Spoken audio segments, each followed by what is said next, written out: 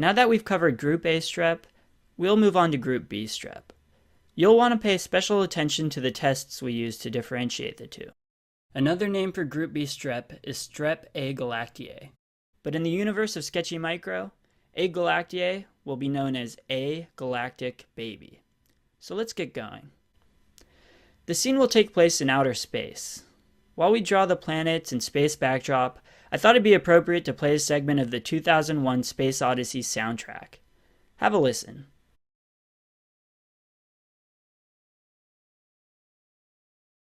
If you didn't recognize it, it was a selection from one of the movie's 88 Minutes of Silence. Maybe not the best song on the soundtrack, but the license was way cheaper.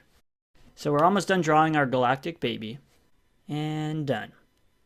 We chose to use a baby for the main theme of the story because Group B strep causes really serious infections in newborns, so that's the first thing we want you to think of. Now let's give Galactic Baby his sidekick, this stuffed animal. Notice it's a hippo. This is to indicate that A galactiae has a positive hippurate test, which means it hydrolyzes sodium hippurate. This is just a random fact that can come up on a test, and for the most part you'll only see it mentioned when talking about Group B strep. And around the hippo, we're drawing a clear capsule-shaped helmet. This will represent Strep A galactiae's polysaccharide capsule. Now we're drawing some tents to add a space camp. The space camp will symbolize that Group B strep is camp test positive. The camp test distinguishes A galactiae from all other streps, including Strep pyogenes. It has nothing to do with cyclic AMP, it simply means that when GBS is plated with Staph aureus, it has an increasing zone of hemolysis. So that you remember what the camp test is, we made the tent poles resemble the golden staff that Moses carries in our Staph aureus segment. Just like Group A strep, Group B strep is also beta hemolytic. And this differentiates those two from Strep pneumo and viridans, which are alpha hemolytic. We'll use the same symbol we've been using for beta hemolysis and add the red beta hemolysis light bulbs on all of the tents. This will give our space camp a more futuristic look. Remember that we said pyogenes was bacitracin sensitive and represented it with a basset hound being able to lick and munch on the pastries? Well, Group B strep is bacitracin resistant, which is another important way of differentiating it from Group A strep. We'll use the basset hound as a symbol for bacitracin again, because what's outer space without space dogs?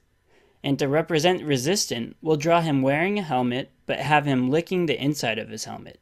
Thus, the baby is resistant to being licked by the basset hound. So the main concern, and the first thing you should really think of when you hear Group B strep, is that it causes meningitis in neonates. It's actually the #1 cause of meningitis in neonates. So we'll represent meningitis by drawing this special meningitis space helmet. We'll continue to use this galactic baby helmet in future drawings to represent meningitis. Group B strep is also a common cause of sepsis in neonates. To represent this, we'll color the baby's clothes red. And finally, Group B strep also causes pneumonia, so we'll draw our baby coughing. Now we'll draw a mothership, which is going to help us teach the rest of our drawing.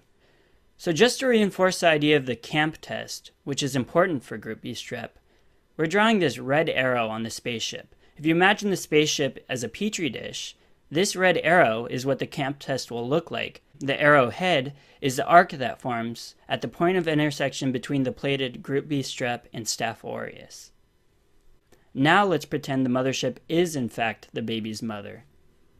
The way the neonate gets Group B strep infection is when it passes through the vaginal canal of the mother during delivery. And this is represented in the drawing if you just use your imagination and pretend that this tunnel is the vaginal canal and the baby just passed through it. Part of mom's prenatal care is that she has her vagina and rectum swabbed for Group B strep at 35 weeks to see if she's colonized.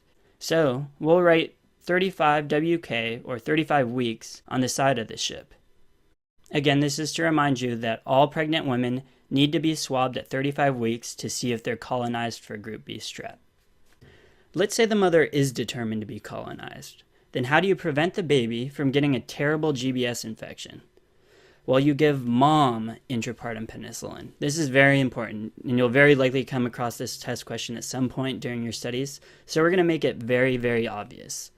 The landing legs that the mothership has will be pencils, and they're stabbing into the mother. The pencils are the symbol for penicillin, and since we are showing the baby coming out of the vaginal canal, we know this is intrapartum.